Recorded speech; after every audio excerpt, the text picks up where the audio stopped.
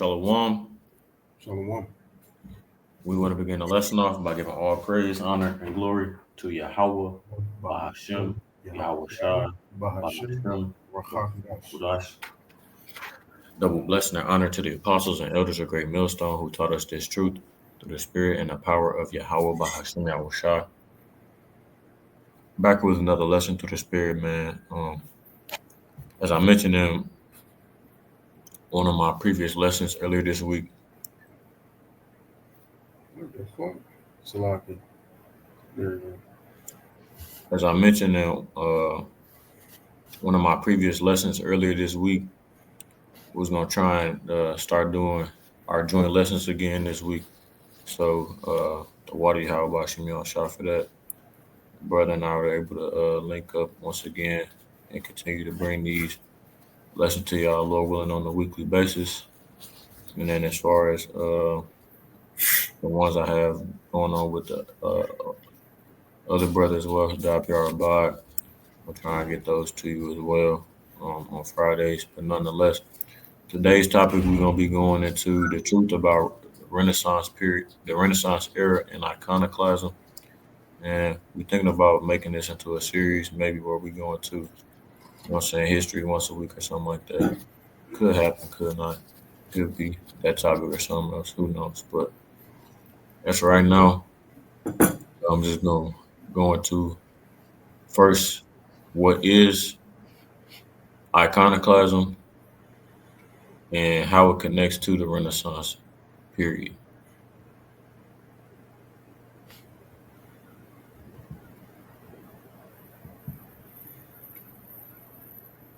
So I asked you, I said, what is iconoclasm? Iconoclasm is the destruction of images or symbols, typically for religious or political reasons, stemming from the belief that these objects are wrong or harmful. It says it literally means image breaking and is carried out by people called iconoclasts. The term has also come to describe anyone who challenges established beliefs or institutions. And in religious terms, it says the motivation. Iconoclasts often believe that creating and worshiping images is a form of idolatry forbidden by their faith, such as a strict interpretation of the Ten Commandments. They may feel that images prevent a direct connection with the divine. So some examples of it is Byzantine iconoclasm. It says a historical period in the Byzantine Empire uh, during the eighth and ninth period, or the eighth and ninth centuries, where the imperial government banned and destroyed religious icons. Protestant Reformation. Some Protestant reformers destroyed images in churches in an effort to return to what they saw as a pure early form of Christianity. Modern events, the Taliban's destruction of the Umayyan Buddhists in Afghanistan and ISIS destruction of ancient sites in Palmyra are modern examples. Do we want to go into political? Yeah, we can do that. I'll read this. Political and secular iconoclasm. Motivation political iconoclasm involves destroying monuments and symbols to erase the memory of past regime or to attack a hated institution. Some examples: the uh, obliteration of some pharaohs' visages by their successors in ancient Egypt, the destruction of images of kings during the French Revolution, and modern day actions like the removal of Confederate monuments in the United States. So I'm gonna go back a little bit and go into the Byzantine Empire a little bit. So the Byzantine Empire, also known as the Eastern Roman Empire, was the continuation of the Roman Empire centered on Constantinople which Constantinople is. Well, I'm gonna read that down lower. Let's see. During during the late antiquity of the Middle Ages, which the Middle Ages was what we refer to as the time where we came into rulership around the 400 AD period, lasting to around the 1400 AD period, like around the time, you know what I'm saying, where Cristobal Colon and them came on the scene and Edomites started to gain their power back or their dominion, also referred to as the Dark Ages, which is a time in the Middle Ages right after the fall of the Western Roman Empire, which is the demise of the Edomites, spoken of in the Bible. Having survived the events that caused the fall of the Western Roman Empire in the 5th century AD, which was a chain reaction from things that the Emperor Nero did. I actually was looking at a video concerning like basically how he caused or was a part of the demise of the Roman Empire because he was one of the last one of the last Roman emperors before the Western Roman Empire, but demise. But he wasn't like the last one that was there that made it fall. He basically uh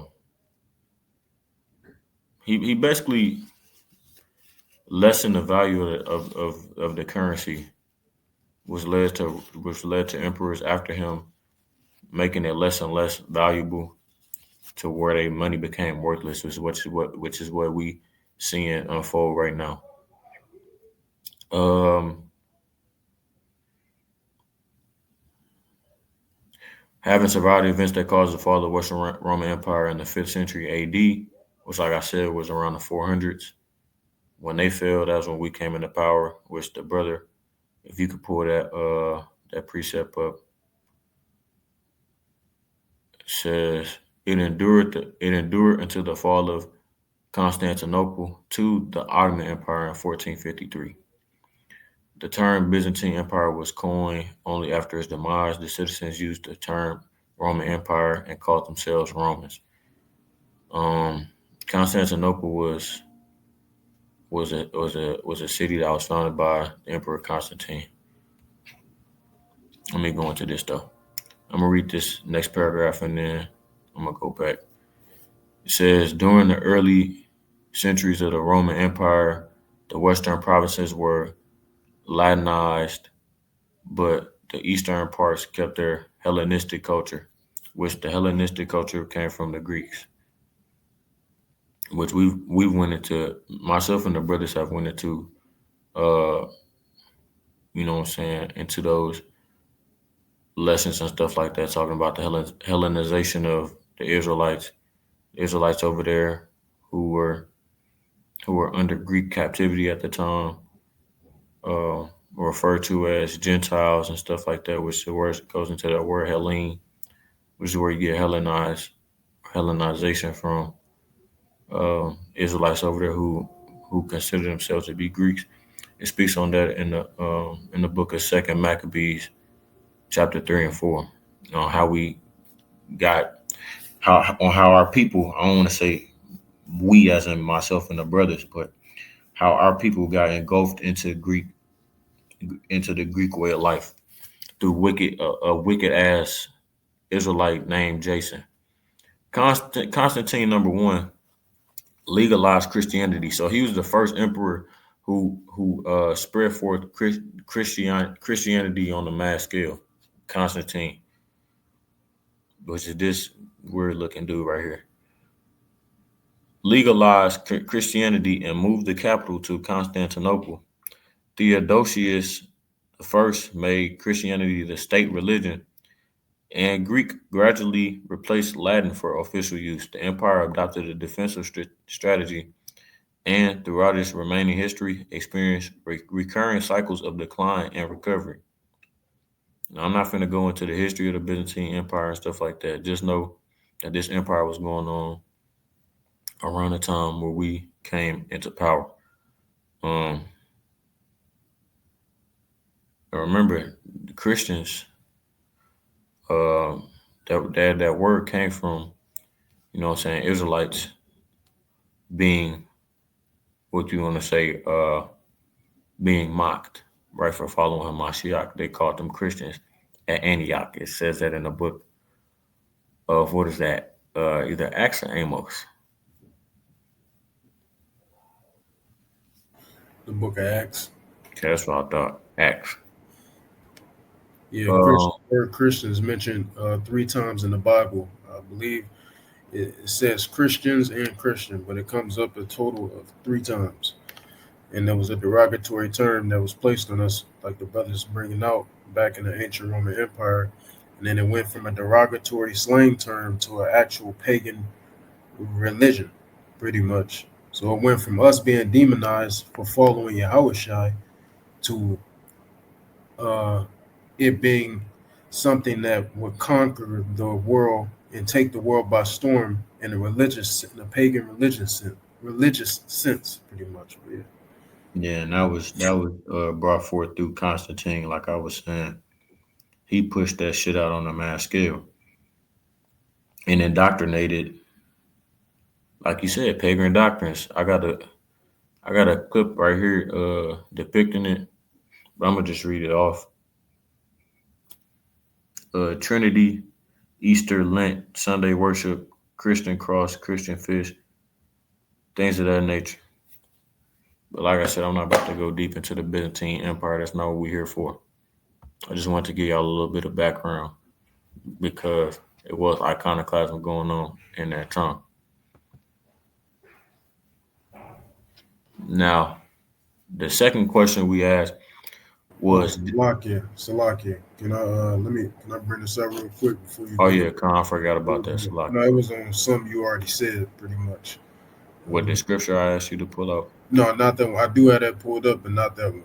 Okay. So when the brother brought out and he went into the definition of iconoclasm, and it kind of said iconoclast, some however they pronounced it, um, how they had their religious beliefs and they didn't believe in, they basically did what they did because they didn't believe in the worshiping, or not in the worshiping, but of the creation of images. They just didn't believe in the creation of images, right? So that's why they did what they did, according to the definition that the brother went into. Yeah, it say creating and worshiping. Yep. Right. Yep. So they say creating and worshiping. See, the worshiping aspect concerning the first 10 commandments and etc. Okay. But creating, there's nothing wrong with creating images. The word image and images comes up a millions of times in the Bible. Now, it's mainly comes up as what you see on the screen right here. It says graven image. So I'll put up the definition of a graven image. It says a carved idol or representation of a god used as an object of worship. So there's nothing wrong. I want to say this to everybody out there, because a lot of people try to come at brothers for having pictures, of what Yahweh Shai or what the Most High Yahweh would look like, and they try to say, no, y'all are worshiping graven images. No, my nigga, we're not worshiping these images. I have yet to see a brother get on his knees and worship these images of what Yahweh and Yahweh Shai look like. But there's nothing wrong with creating these images, right? You're just not supposed to worship these images, man. That's it. So the creation of images is not going off. So that shows you how stupid Esau is. Nigga is fucking retarded. But you got it. Yeah, you have people literally who worship, you know what I'm saying? Like you said, images, man. Hold on, let me see. I was trying to go into, let me see, Crawford references, Bibles.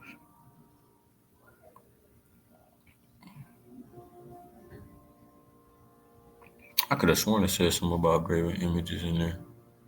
I might be tweaking though. This stay on course. Salaki, it's not on me, is it? Oh yeah, it is. All right, I'm finna go back. So the second question we asked was, did iconoclasm happen during the Renaissance period? Oh yeah, did you want to get that precept or circle back to it? Slocky, I couldn't unmute. Uh, was it Revelation 20? Oh yeah, yeah. I had that one up. Okay, which one did you want me to get?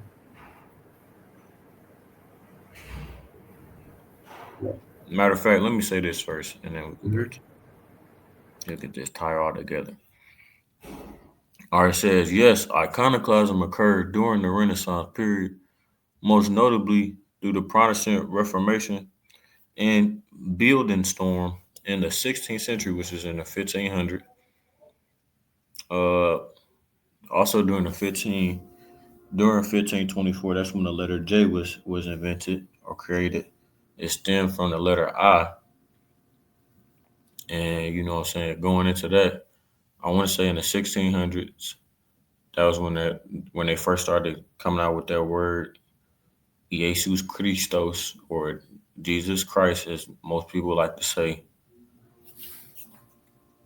It says, while earlier instances of iconoclasm happened in the Byzantine Empire, the Renaissance saw new waves of image destruction tied to religious reforms, including the bonfire of vanities in 15th century Florence, which is in Italy, and large-scale outbreaks in the Low Countries in 1566, right? So what this is saying is remember I'm telling y'all, right, that period of we were in a period of rulership from the 400s to the 1400s, right? So directly after that, which is the Renaissance period, the rebirth, you see the 15th century, which is around the 1400s, and the 16th century around the 1500s is when they started destroying these religious images and stuff like that. That's why you have people like Vladimir Putin bringing out Russian icons because they had images of us over there when we was in rulership and stuff like that in they archives, which they don't want people to know about, or they don't want that truth to come out over here in the West. But you cannot stop the truth from coming out, man, because all of these things will be brought to light in due time. It says key events of iconoclasm during the Renaissance. It says the bonfire of the vanities, 1497, led by the Dominican friar uh, Girolamo Savonarola, Salaki Savonarola. This event in Florence saw the public burning of thousands of objects considered sinful, including art, books, and other valuables. What does that sound like? If you all ever read or seen the movie Fahrenheit 451, it's a movie of them burning books and destroying historical facts and putting people into a digital world and saying that books were bad for society because they didn't want people to learn. They wanted to control what they seen and couldn't see. You said which movie again? Fahrenheit 451. Oh yeah, that was a good movie. Yep. Protestant Reformation iconoclasm, early 1520s. Reformers like Andreas Karlstadt and Wittenberg spurred. It sounds like some type of German. I don't know.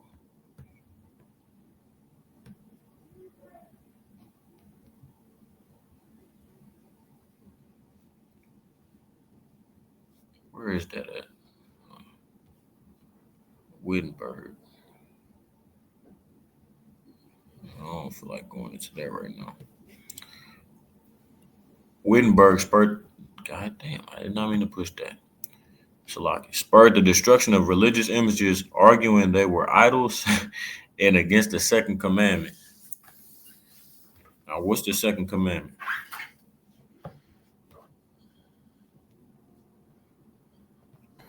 It's in Exodus 20. What he just went into. Thou shalt not make unto thee any graven. That's what I was looking for when I was searching up Leviticus. Oh yeah, it's in Exodus 20. I guess the first 10.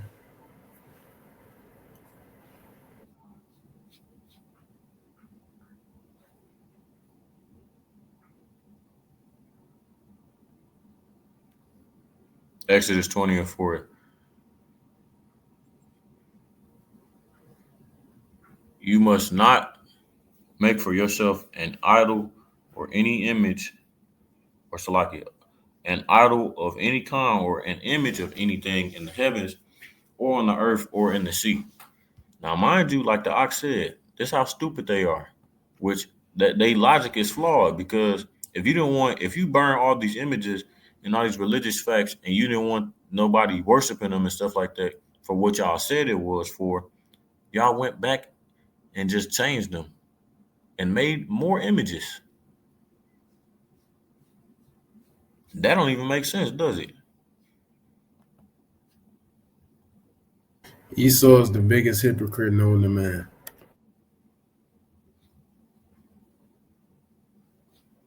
Oh, I'm in the NLT. I'm sure like what the hell? Salaki. Thou shalt not make any thou shalt not make unto thee any graven image or any likeness of anything that is in heaven above, or that is in the earth beneath, or that is in the water underneath. They'll show you some of those other translations, though they're good. Most of the time, they go off. They still go off. That's why we say stick to the KJV until you got enough knowledge up in your noggin. Then go into the other translations, as they go off sometimes. The KJV is the most authentic um, translation of the scriptures, which honestly, the KJV is not even a translation, it's a transliteration. The other translations that come out of that, like NLT and IV, those are translations because it's different wording of the same language. But a transliteration is literally the transferring of a whole entire language. All right. So that KJV is a transliteration. It was the first Bible ever transliterated into English. So that's why we say KJV is the most accurate scripture. Yep, under King James. And King James was a Jake. He wasn't no fucking Mo and no little child toucher like people try to demonize him to be. He was a Jake. And that was around the same time. And look at that bullshit. That was around the time, like right after what we talking about right now. Look at how they got King James looking. Iconoclasm.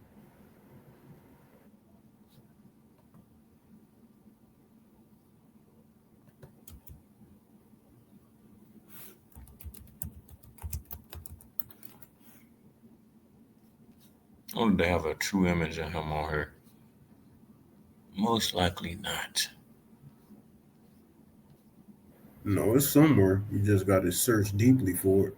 Yeah, I have to do a better.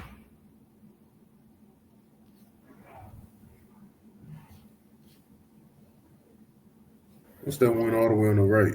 No, go up. Yeah, right there.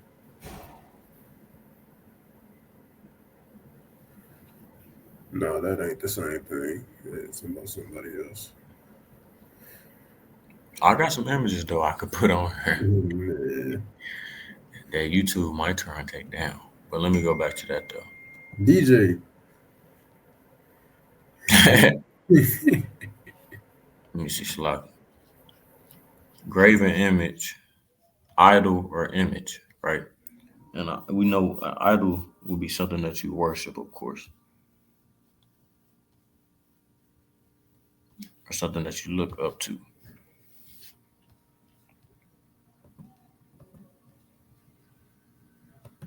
Going back, oh damn, I closed that out and did not mean to.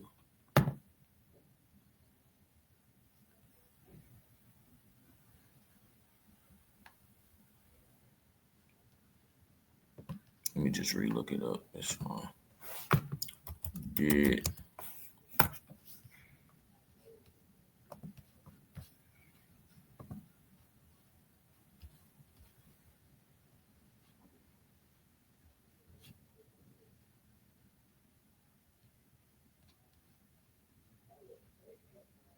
where was I at?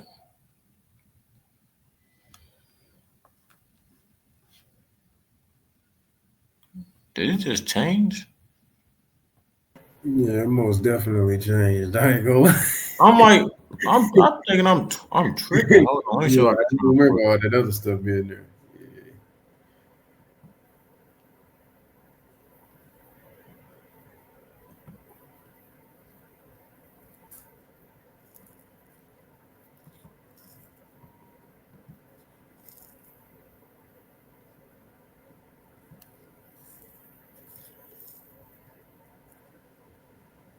Oh, this some bullshit, man. Hold on, bro. No way it just did this. Usually you can just boom and pull the damn thing back up.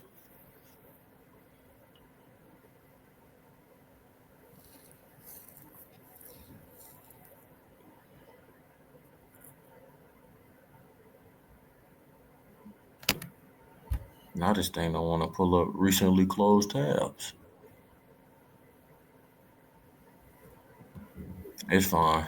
The fuck shit just happened. BS. All right, let me continue reading, man. Um, Iconoclasm occurred during the Renaissance period, most notably as a major event of the 16th century Protestant Reformation, which included the Dutch Beetle Storm of 1566.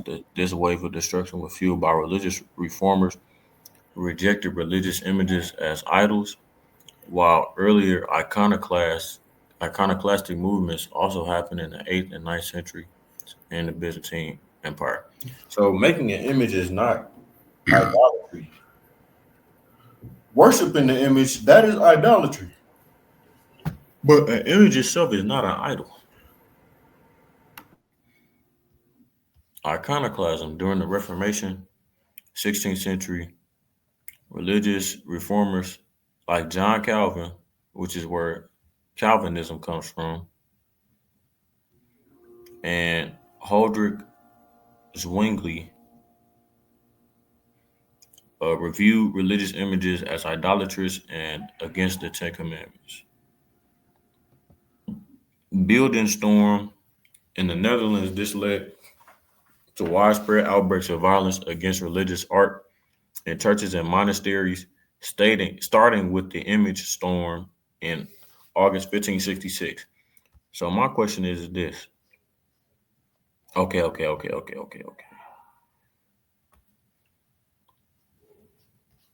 So they sure was just talking about the burning books and stuff like that, and now they don't want to pull it up. Oh crap, man, it's some bull junk. The heart of overstated the burning of art and other sinful items was considered a form of iconoclasm. Theological debate between iconoclasts and iconophiles, image venerators. All right, you want me to go into the images or let's see. This an image right here. Jesus Christos. Yeah, your infamous Caesar Borgia. Fucking Yep. nigga was a Mo. Yeah, man. The Borgia family, the first crime family. Mm-mm-mm.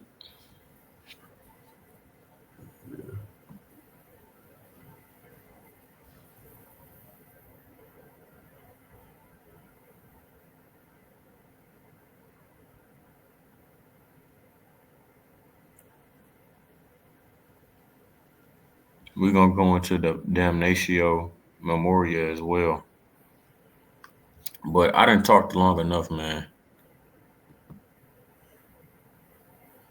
Let me see. I'm gonna pull this precept out and then hand it off to the brother.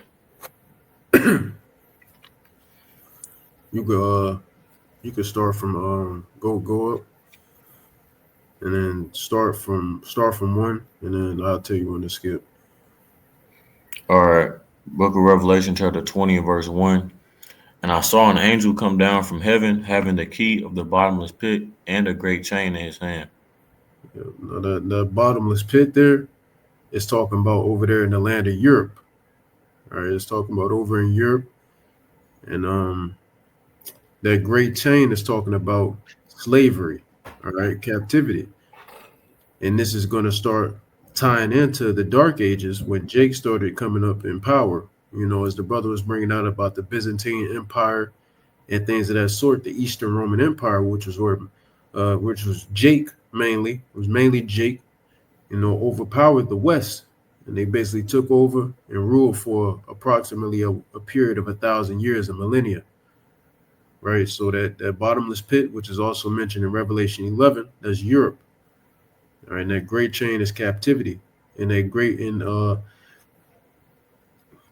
that bottomless pit also goes into how over there in the east, a lot of that land is barren, Yeah. right?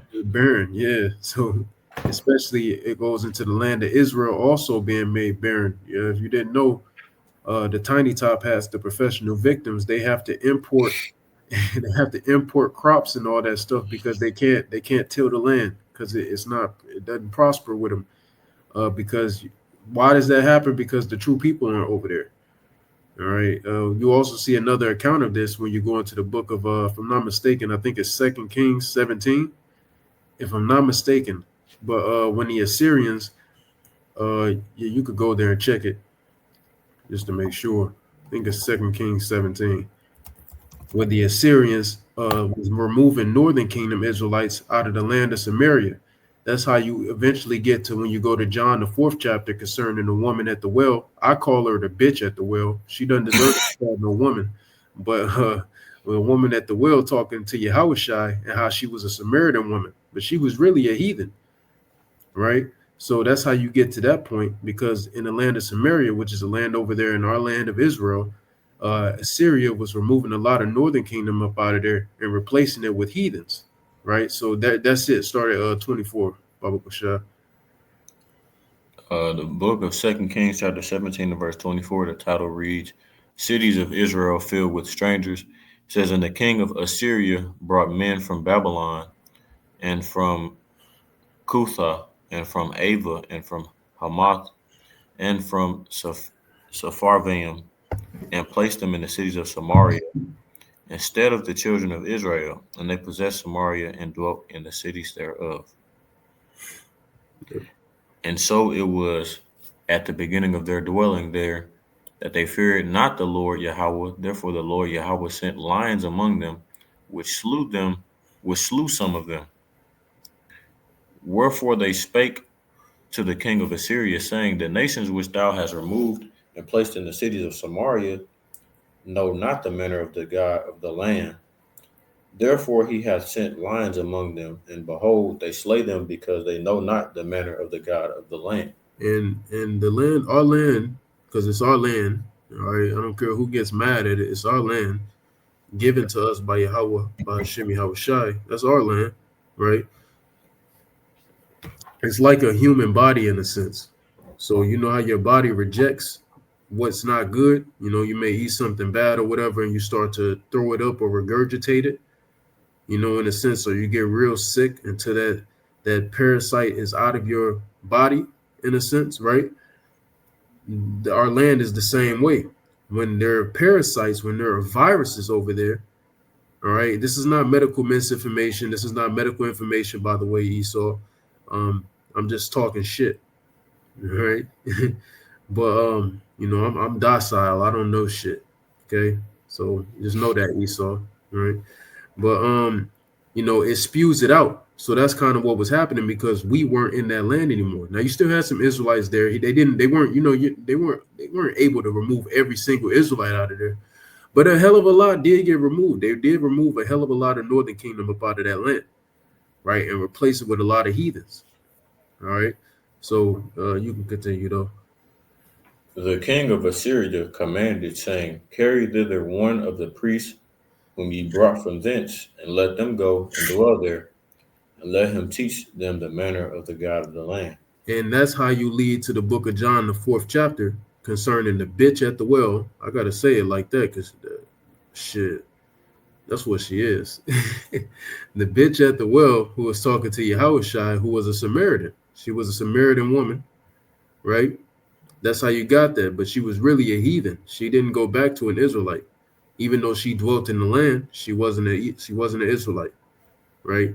Because and that's how you lead to that. Because as the scripture just read, they got a priest among our people who taught them the manner of the land, so they will be able to dwell there without getting torn to shreds, right? And so the land could be fruitful in some way, shape, or form, even though it still wasn't very fruitful even after. Um, but you could keep reading. Then one of the priests whom they had carried away from Samaria came and dwelt in Bethel and taught them how they should fear the Lord Yahweh. Howbeit every nation made gods of their own and put them in the houses of the high places which the Samaritans had made, every nation in their cities wherein they dwelt. And the men of Babylon made Succoth-Benoth, and the men of Cuth made Nergal, and the men of Hamath made Ashima, and the Avites made Nibhaz and Tartak, and the I mean, and the that's cool there. Sepharvites. Yeah, that's cool there. I mean, the point been made. The point is, uh, why the land over there is so barren, and it's because we ain't there, right? The land of Europe, the land of Israel, etc. It's because we're not there. It's because heathens are there, and this is a part. This is what sparked all of that. You know, the scriptures say a bastard shall dwell in Ashdod. Ashdod is a city over there in our land of Israel, and bastard means heathen, and heathens are indeed dwelling there, right? So you can go back to Revelation 20. I really wanted to make the point on why that was also is when it got called a bottomless pit that was twofold. Revelation 20 and 2. And he laid hold on the dragon, that old serpent, which is the devil and Satan, Right, and and that bound him dragon, 1,000 years. and that dragon is the Roman Empire. All right, it's the ancient Roman Empire, which is today known as the modern day Roman Empire, the revived Roman Empire, which is started by the Renaissance era, right, which is made up of the NATO and the EU. All right, well, the seven heads, which is the NATO, and the 10 horns, which is the EU, which means Europe. All right, the NATO with the seven European Union. heads, yeah, the European Union, and it started off with 10, but now it's like up in like 30 or something now, probably a little more than that It's in the like European 27, Union. 28, something like Yeah, that, yeah, around there. yep. And then with the NATO, you have those seven nations, which were the Brits, the Spaniards, the French, Rome, Greece, Germana Major, and Germana Minor, right? Which Germana just means Germany, right? So there you have that. So that's what it consists of today. And when it says the devil and Satan, it's not talking about the spiritual demon Satan. Devil just means deceiver, all right, slanderer, accuser, and the word Satan just means adversary. All right. So it's not talking about the spiritual demon. A lot of Christians get scriptures like this, along with Revelation 12 and 7 through 8 mixed up and try to say it was a war in heaven and Satan and the demons got cast out of heaven and they started coming down on earth and they start fucking bitches. And then you had these big giants. It's fucking retarded. Especially when you go to the book of Matthew and Yahweh Shai quite literally says angels can't have sex. So it's stupid. When it talks Yeah, they about can't eat. They can't do stuff like that. yeah, they're celestial beings, as it goes into in the book of First Corinthians 15. They're celestial, right? A celestial being is not like a terrestrial being that can, you know, have sex and eat and all of that stuff. They don't do that. They don't even breathe air. So there you have it. But you could go on. Oh, and it says, and bound him up 1,000 years. That's going into the start of the dark ages, right? And you can And go cast him into the bottomless pit and shut him up right. and set a seal upon him, and he should deceive the nations no more. Right. So this is that millennia of the dark ages where Jake started ruling over there in Europe. You keep going. You got to realize the deception that they have even goes back to the Greek Empire because they weren't even the original Greeks. The original Greeks were the Japhites, which are the Yep. so-called Pacific Islanders, like the Hawaiians and stuff like that. And the original Romans were Japhites. Yeah, So, yeah. The 1,000 years should be fulfilled, and after that, he must be loosed a little season. And then that little season comes when you jump down to verse 7, right? Because verse 4 goes into a different time of a different millennia period, right? So it's kind of in the book of Revelation, how John the Revelator got these visions from the Lord. It was kind of like he was having time freezes and he was like jumping around in time. You have to know how to actually decipher that, all right? Because you could get caught up thinking this is talking about the same 1,000 year period in verse 4, but it's not. That's talking about in the kingdom of heaven, right? But you could jump down to verse 7 to stay so we stay within the time frame. It says, Book of Revelation 20 and verse 7, title being Satan freed slash doomed. And when the 1,000 years are expired, Satan shall be loosed out of his prison Right, and shall go out to deceive the nations which are in the four quarters of the earth, Gog and Magog, to gather them together to battle, the number of whom is as the sand of the sea. right, and they went out and they started deceiving the nations, man. Now that's when we get into the Renaissance era. All right, this is when they started, when they came back into power and basically took Jake out of power. All right, and that was the spirit of the Lord that happened because we wasn't doing shit but wickedness any damn way during the Dark Ages, calling ourselves Moors and all that bullshit. So the Lord ended up fucking us up for it, and rightfully so. And now we're here, right? But that sparked the Renaissance era, all right, which is mean. The word Renaissance means rebirth, all right, a period of being reborn, all right. And yeah, that's pretty much it concerning that one. I was thinking of one. Damn, it was just in my head. Fuck. Damn, I hate when that shit happened, bro. It was just in my head. It was a scripture. Fuck, man. We need new bodies. We need new bodies, bro. It's gonna come back to me. It's gonna come back to me. Damn. 1,000 years loosed out of his prison. Should go to deceive the nations, four quarters of the earth. God will make up. Damn. Ain't that about a bitch, man? It is what it is. It is what it is, bro. It was another scripture I was gonna go to. I fucking forgot. It'll come back.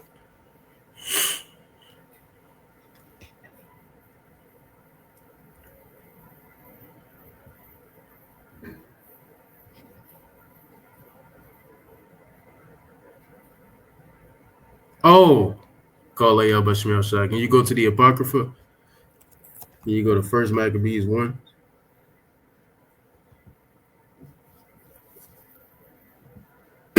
Why y'all Bashmel Shah?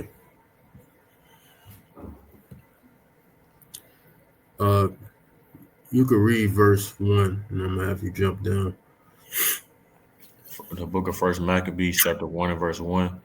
And the reader says, and it happened after that Alexander, son of Philip, the Macedonian, who came out of the land of Chedum, had smitten Darius, king of the Persians and Medes, that he reigned in his stead, the first over Greece. So this is the beginning. This is the first major empire of Edom.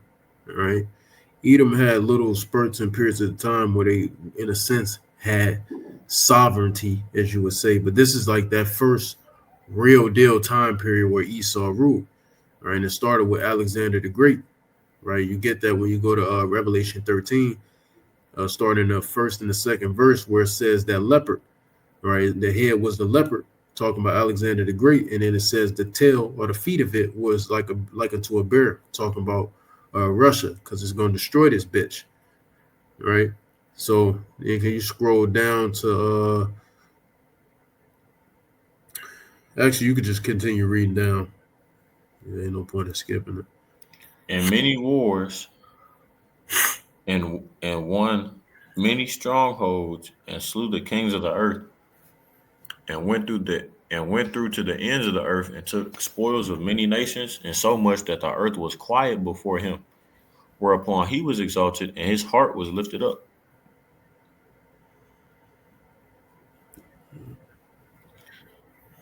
And he gathered a mighty strong host and ruled over countries and nations and kings who became tributaries unto him. And after these things, he fell sick and perceived that he should die. All right. Wherefore he called his servants, such as were honorable, Now and had those Salakia, those servants were talking about his four top generals at the time. He had a lot of generals, but he had a top four. All right, four of his top generals who were entrusted to him, and their names were Seleucus, Cassander, Lysimaeus, and Ptolemy. Right, so that's what it's going to go into here. Those servants that were honorable. There you go. wherefore he called his servants, such as were honorable, and had been brought up with him from his youth, and parted his kingdom among them while he was yet alive. Yep, So it's four different kingdoms. Alexander reigned 12 years and then died. Took over and then got his ass knocked off by the Lord. And that just shows you he was just set up to fulfill this prophecy here. But you could go ahead. I'm about to And make his a point. servants and his servants bare rule every one in his place. And after his death, they all put crowns upon themselves, so did their sons after them many years, and evils were multiplied in the earth. So as you see, a lot of this stuff started way back when, even before the Renaissance era in about 1400 AD. A lot of this stuff started even back in the Greek, during the Greek Empire. Is this when the Edomites really started taking over? Because when Alexander was still alive, it wasn't like, yeah, he took over and he was Hellenizing everybody, right? But he wasn't going like crazy, crazy. You know what I mean? Because he still had a reverence of who? None other than the Israelites. He still, in a sense, reverenced the Israelites and had very high respect for the Israelites, right? Even following our customs to an extent. I think one of his mentors, uh, what was that nigga name? His mentor. Let me open up these scriptures. Let me see. I have it written down somewhere. Uh, Aristotle. Aristotle was Alexander the Great's mentor, right? And he taught him Hebrew and all of that stuff. And Alexander was calling on the name of the Lord, all that stuff. Now, Alexander the Great, he was still a wicked ass Edomite. He was a Mo, all that stuff, but he still had reverence towards the Israelites. So it wasn't too hostile. We wasn't going through a lot of hostility when he was alive. But when he died, that's when shit started getting wicked. That's when Esau really showed who Esau was. Right? That's why it says many evils were multiplied in the earth. And then it starts going into Antiochus, that wicked bitch ass, hoe ass, pussy ass, bitch made nigga, Antiochus Epiphany, right? Starting to rule and shit, right? And then could you go to the third chapter and the 48th verse real quick? And then you can get what you was about to. You want me to get verse 10? Verse 10. Yeah, you can. Yep. And there came out of them a wicked root, Antiochus, surnamed Epiphanes, son of Antiochus the king, who had been in hostage at Rome, and he reigned in the 137th year of the kingdom of the Greeks. Yeah. Yeah. And that's a wicked ass Edomite right there. And that's why when you read on in the Maccabees, he died a very brutal death, where he basically rotted from the inside out and had worms eating him from the inside out. The nigga smelled so bad, his servants didn't even want to come near him. Then they told this nigga he stunk. Lord fucked his ass up real bad. Yeah, he's the reason we have a feast of dedication, because he destroyed the temple with his bitch ass. Right? You want me to go where? 3 and 48.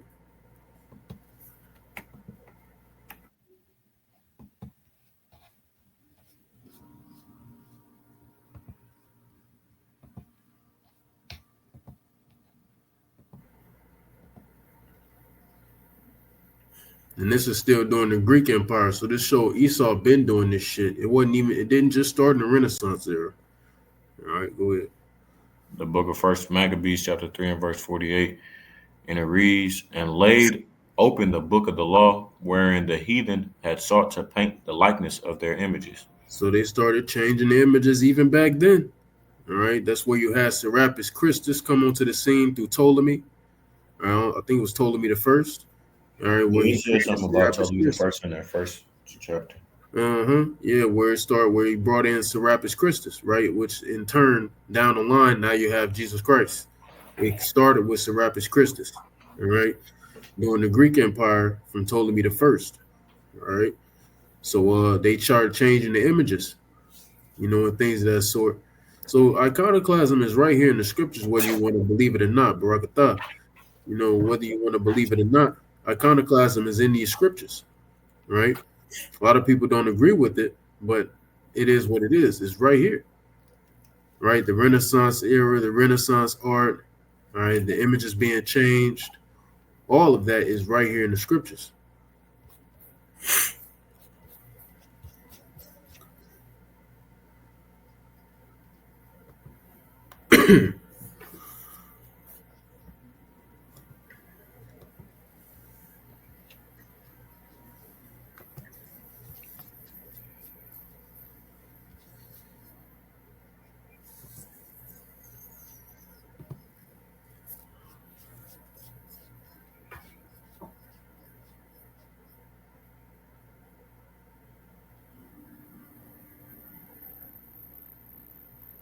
This is not a good look at this. Look at this translation from The the GNT. Gentiles would have consulted their idols in such a situation, but the Israelites unrolled the book of the law to search for God's God. Get the fuck out of here, man. Look at that shit. Yo, yeah, I told you these other translations go off, man. We had a guy come up to the camp a few weeks ago when we said you got to deal with the KJV mainly because it wasn't, it was the most accurate. It's the most accurate, the most accurate version of the Bible. Nigga said, well, the KJV was a translation too. No, bitch, it's a transliteration. This shows you the fault of a translation, how it can be faulty. Because what the hell? That's not what happened. Look at what this says, and then look at what that say.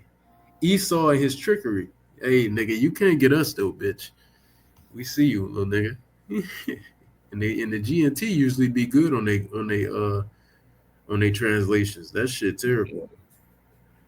That's terrible work. Yeah, bro. Did you have something else you was gonna get? Yeah, I was gonna show them Septimius Severus. Oh yeah. That was about it. So Septimius Severus was a Roman emperor back in the Roman Empire. Uh,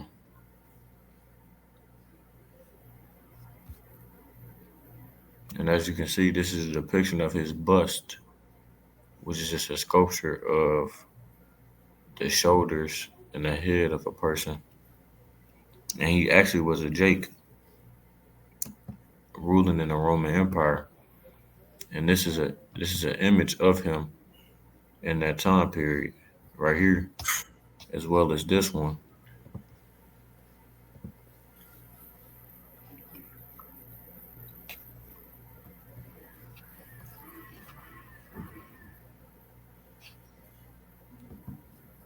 But they try and make it seem as if all these Roman emperors were just Edomites or so-called white people. So this image is called the Severan Tondo, and it reads the Severan Tondo or Berlin Tondo from circa 200 AD is one of the few preserved examples of panel painting from classical antiquity, depicting the first two generations of the imperial Severan dynasty. The Severan dynasty, sometimes called the Septimian dynasty, ruled the Roman Empire between 193 and 235 BC. It was it's like in AD. It was founded by the Emperor Septimius Severus and Julia Domna, his wife, when Septimius emerged victorious from the civil war of 193 to 197, which began the year of the five emperors. Now, continuing on, whose members ruled the Roman Empire in the late second and early third centuries. It depicts the Roman Emperor Septimius Severus, 193 to 211, with his wife, the Augusta Julia Domna, and their two sons and co-Auguste Caracalla, which you can tell even him, he looked like a nigga. He looks like a nigga. He looks like a nigga. And Gita, he also looked somewhat like a Jake. The face of one of the two brothers has been deliberately erased, which is talking about this one, very likely as part of damnatio memoria. Now, what is damnatio memoria? Damnatio damnatio memoria is a modern Latin phrase meaning condemnation of memory or damnation of memory, indicating that a person is to be excluded from official accounts.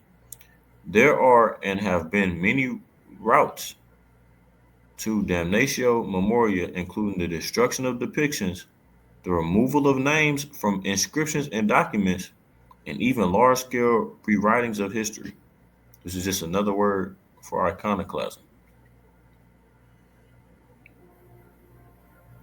So, iconoclasm didn't just happen during this time period, it's happened throughout history, man. Hmm. Esau is everybody but himself. You know, he's the ancient Vikings. You know, no nigga, you was them pirates. Nigga, that was you. You know, boning each other in the backside with peg legs. That was you. You know, but they try to say they were the ancient Vikings. No, that was Jake. They were the ancient samurai. Nah, that was Jake. You know, they try to say that they were the Japhites. That was Jake. Even those Russians over there, they Edomites, but who was there first? That was that was a Japhite. That was Japheth, right? And I think I just misspoke, but I mentioned the other one, but that was Japheth before as well. If I said Jake by mistake, but you know, just taking over, acting like they are everybody that they're not. Right? They're everybody but themselves. They're everybody but the Edomites. You know, I'm reading this book. What the fuck is that book?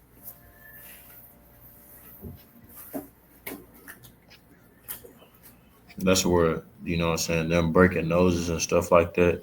Yep. That's also a similar form of that as well, man. As they always say, man, the victors write history. Right.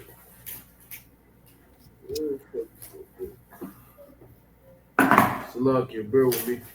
It's all the way in the bottom. Shit, me. I'm reading this book here. Who was Esau Edom?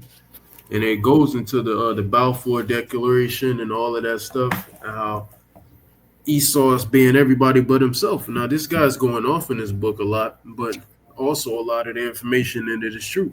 It's like some you gotta eat the chew the meat and spit the bones. But yeah, Esau, he's everybody but himself.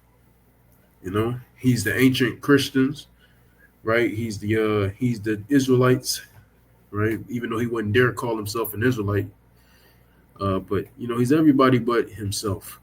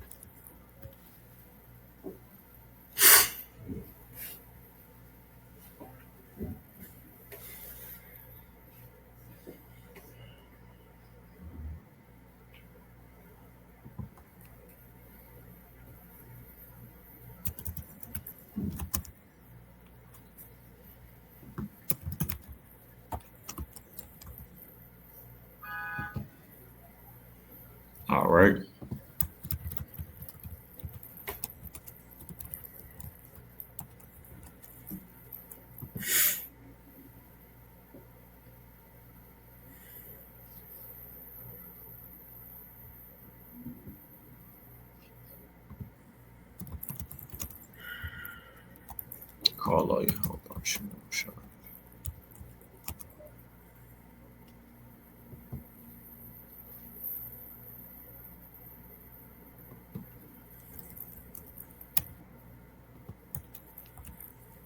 This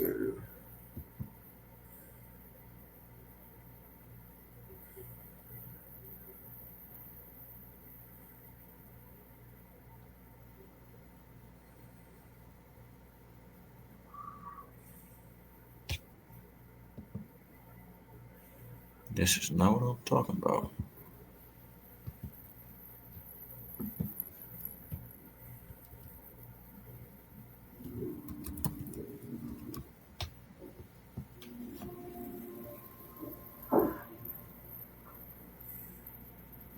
this nigga is such a bitch. I'm gonna tell you after. God damn. We talking about me? Nah, bro. Yeah, I'm saying I'm gonna tell you after. It's fucking Oh, stupid ass nigga. man. I'm finna. I want to pull out these. I got so many images on my phone, man.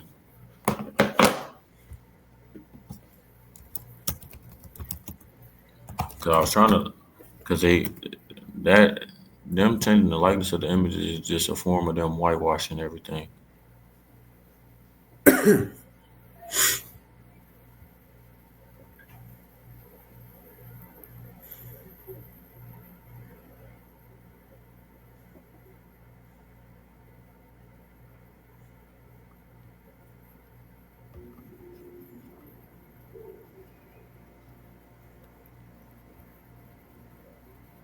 It's the reason why these jakes are dark, man.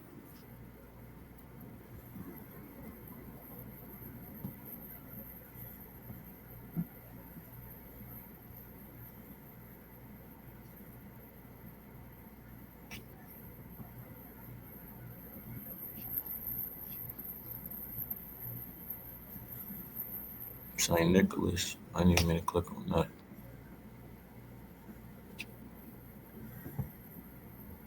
Yeah, we could go ahead and wrap it up, man. Yeah, could you go to Revelation 13 and start at the it goes into it when you go to one when you start at one, but I want you to jump down to like verse 11. The book of Revelation, chapter 13, and verse 1, it says, No, The beast, I said it started at verse 1, but I want you to jump down to verse 11. the book of Revelation, chapter 13, and verse 11, and I beheld another beast coming up out of the earth, and he had two horns like a lamb and spake as a dragon. So that beast once again that's going into the Roman Empire, right? And he had two horns. It spake like a lamb. Now those two horns, like you have today, you have Republicans and you have Democrats, right? So that was going into the plebeians and the patricians. It's locked in.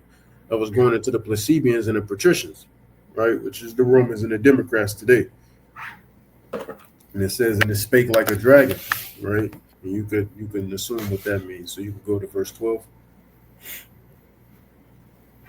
And he exerciseth all the power of the first beast before him, and Right? causeth the earth and them which dwell therein to worship the first beast whose deadly wound was healed. Now that's the point. Whose deadly wound was healed. So now, how was that deadly wound healed? Because the Roman Empire, when you go to Daniel 7, it didn't go out by fire like it was supposed to, right? So that means that prophecy has not been fulfilled yet, but it did fall by way of a tactical strike, okay? But it didn't go down as prophesied by way of fire and brimstone in Daniel 7. So it had to be brought back into power so that prophecy can actually take place, which would be the lake of fire, World War III, Armageddon, Valley of Yahweh whatever you want to call it, right? Nuclear warfare. So that can actually take place. So this is going into the Renaissance period. That's how it was healed through the Renaissance era. Okay, could you go to says scripture and And brother Salaki, mhm. he meant the plebeians and the patricians. What I say? You said plebeian. Yeah, I meant the plebeians. Yeah, They knew plebeians. what you meant Yeah, though. yeah, kind of plebeians and patricians. Yeah, You but said first. could you go to 12 and 9?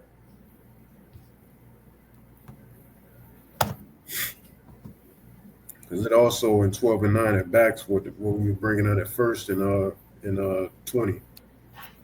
And the great dragon was cast out, that old serpent called the devil and Satan, which deceiveth the whole world. He was cast out into the earth, and his angels were cast out with him. Right. So he was cast out into the earth, and his angels cast out with him. So he was cast out of power. He's put into captivity, and that's what's going to actually come to pass. There's prophecy. But the point I wanted to make was how he deceived the whole world. And one of the ways this devil deceived the whole world was during the Renaissance era through what? Iconoclasm, where he changed the images. He basically, quote unquote, whitewashed everything, right? And made them look like his own, and gave people a false narrative on how the true people actually looked, all right? And it was to keep everybody asleep, not just to keep Jake docile, but to keep the whole world under his thumb. Because Esau is a fucking weirdo like that, right? And could you go to Colossians 2 and 8?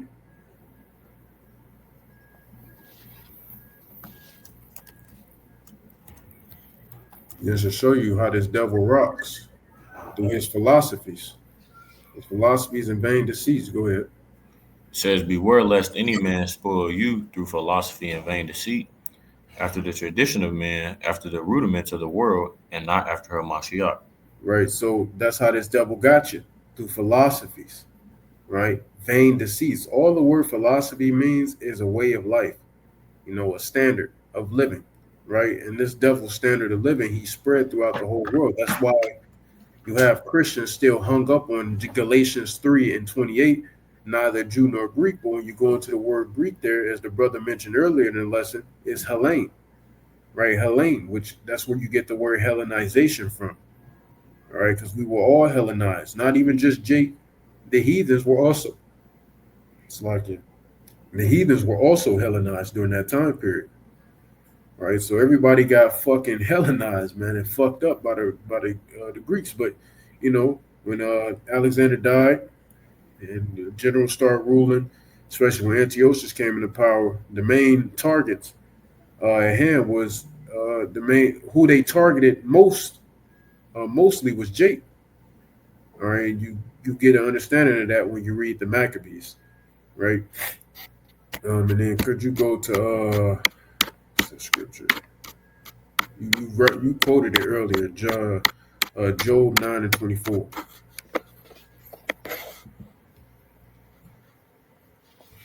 Job 9 and 24. The earth is given into the hand of the wicked. He covereth the faces of the judges. Therefore, thereof, if not, where and who is he? Right, and that wicked, when you go to Malachi 1 and 4, it's Esau. Right, it's where you got called the border of wickedness and all of this. Right, that's talking about Esau, Edom, the so-called self-proclaimed as of 1681 white man. All right, so-called self-proclaimed white man. You know, and who are the judges? The judges is Yahweh Shai, and the Israelites. So he covered our faces up. He covered the images of how we actually looked. This brother actually, Karatazar and his father, in their house, they actually have one of those iconic pictures of King David, how he actually looked, an unwhitewashed version of King David. How about this? Right, that one right there. They actually have that on their wall in their home.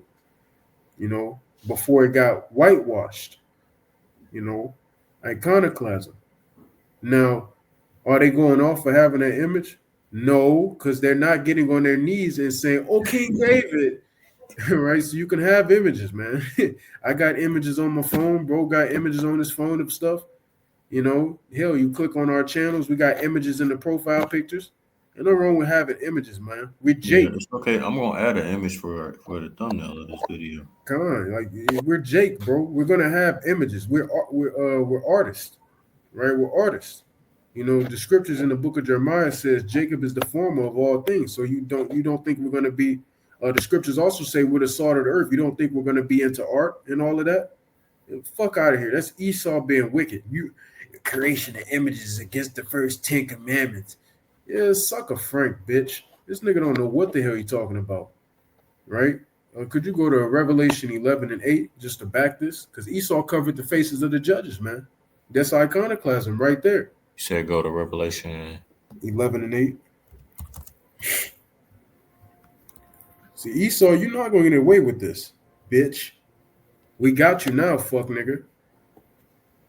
It says, and their dead bodies shall lay in the street of the great city, which spiritually is called Sodom and Egypt, Now, where those also dead our Lord bodies, was Salaki, crucified. those dead bodies are talking about that links directly with Ezekiel 37, right? Concerning the dry bones, the valley of the dry bones. All right, so this is spiritually dead Israelites over here in America. As you see, it says that great city, which is spiritually called Sodom and Egypt. That great city is America. So this shows you that a place can be spiritually known as something. All right, because it's saying this place right here is spiritually known as Sodom and Egypt. So for all you nigglets who always want to try to deny and denounce Deuteronomy 28 and 68, this shows you, yeah, that Egypt ain't talking about the actual land of Egypt, bitch. It's not. Stupid ass nigga. A place can be spiritually known as something. I remember the elder apostle Gabar made a lesson on that way earlier this year. Can a place be spiritually known as? That was the title of it. Just type it in, you'll probably find it.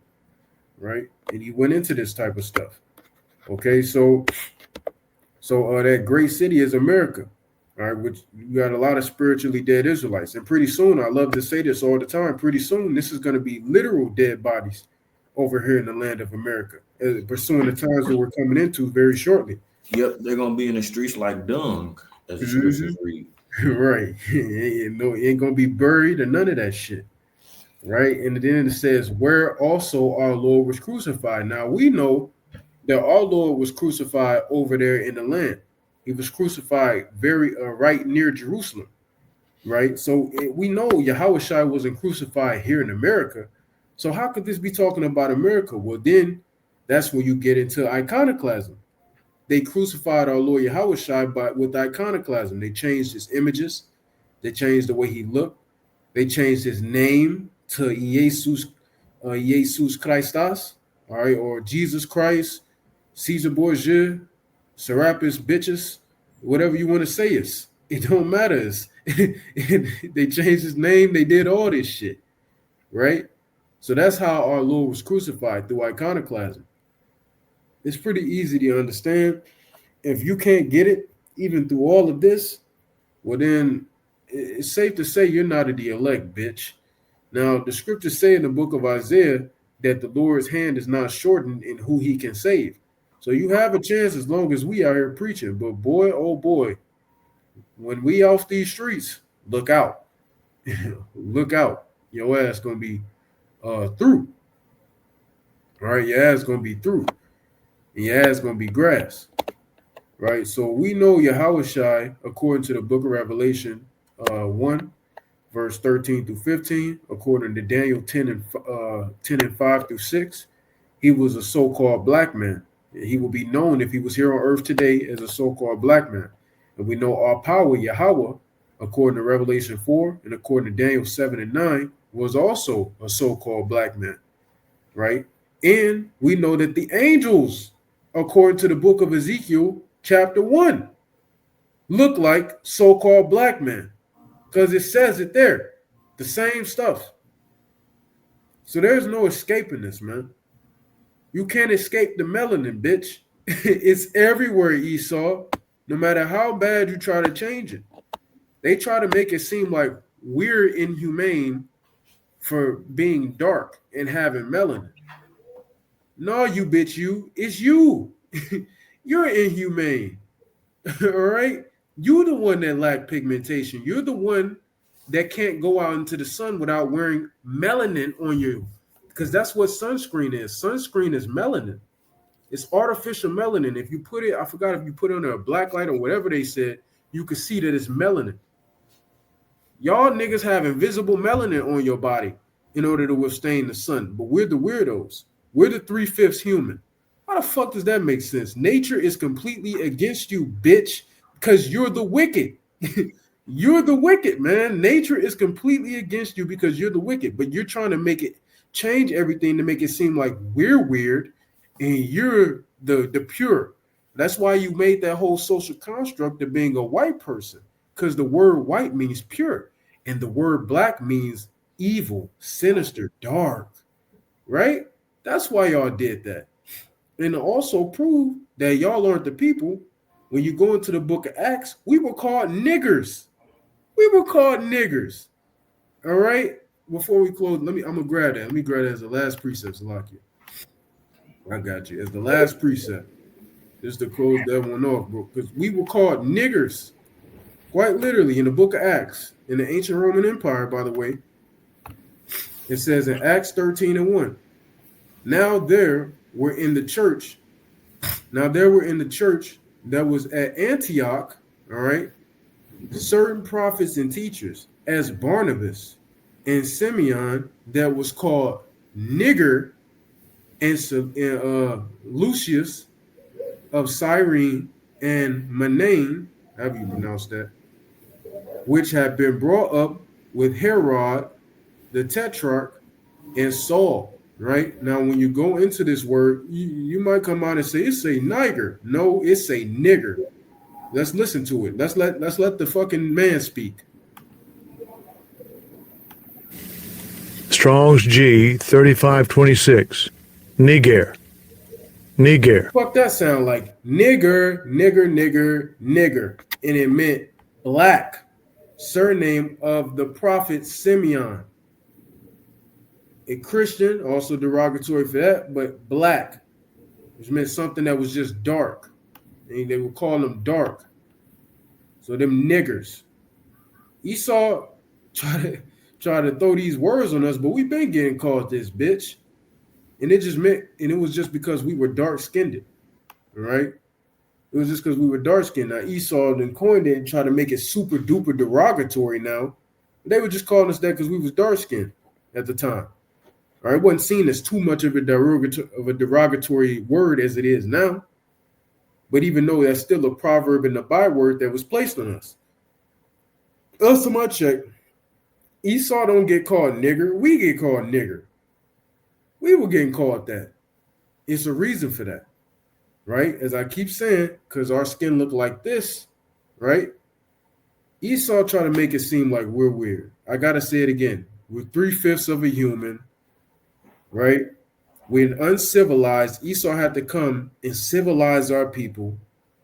It's just fucking diabolical at the end of the day, right? When you go into the native Indians, the Gadites, and you go into the Seminole Indians, the Reubenites, and you go into the Amazonian Indians, which is from the tribe of Asher, right? That word Indian means savage. So Esau came over here and started calling them savages, yet they were running a well-oiled machine of a society before Esau came over here. The streets were clean. Everything was good over here for the tribe of Gad, Reuben, Issachar, because they were in America too, and etc. Even you had the tribe of Zebulon, all right, the so-called Guatemalans. They were over here too in the land of America, right? But they're all weird and savages and shit. And Esau had to come civilize them. This devil is insane. The nigga is insane. It's like what it says in this book here. The Edomite who wrote this book, he literally said in this book, you niggas are vagabonds, nomadic people who have to leech off others to survive. Because you can't uphold your own civilization. I just seen an AI video talking about Jake somehow getting power over America and sending you niggas back to the Caucasus. Send them niggas back. Yeah, you saw that shit. Yeah.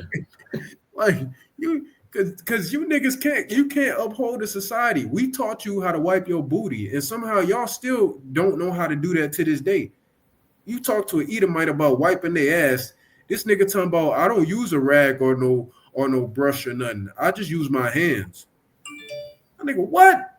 Use your hands? Yeah, then they get to talk about, oh, sometimes I don't even use soap when I get in the shower. What the hell are you getting in the shower for then? They say, I just put shampoo in my head and I just let it run down my body and then I get out. I'm like, what? Drinks with my dog. I share the same Utensils as my dog. They be drinking off the water bottle that the dog drink off of. I remember seeing that shit in person when I was a child. Couldn't believe my motherfucking eyes. nigga, dog drinking it, she drinking it. I said, They're is she? troglodytes, man. Caveman. Yeah, The wild man, right? yeah, We did a lesson on that not even 2 weeks ago. yeah, the wild man. You Them saw niggas is it, man. outside living like beasts. But they say that there's a mythological creature. Get the fuck out of here. it's a mystic creature. No, nigga, it's Esau. That's what he got called before he got the term white man, or before he placed it on himself. He was called the wild man because he was, I wasn't even civil. yeah, just wreaking havoc on motherfuckers, man. You wicked ass, havoc wreaking ass, bitch ass nigga. I was just making random noises and shit. Yeah, them niggas.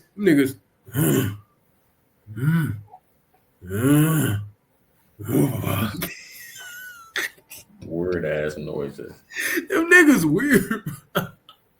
That's the missing link right there. They talking about some weak Yeah. for evolution. You the missing link. That nigga said we used to be cavemen. Nigga, you used to be caveman. The last time I checked, it say thou that dwellest in the clefts of the rocks. It didn't say we that dwellest in the clefts of the rocks. It said thou that dwellest in the clefts of the rock. It was talking about you, nigga. I ain't dwelling no rocks.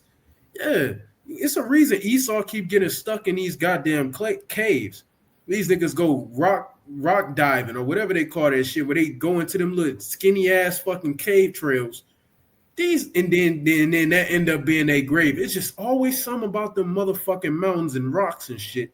Esau got to go back home. That's what he do. He loved that place.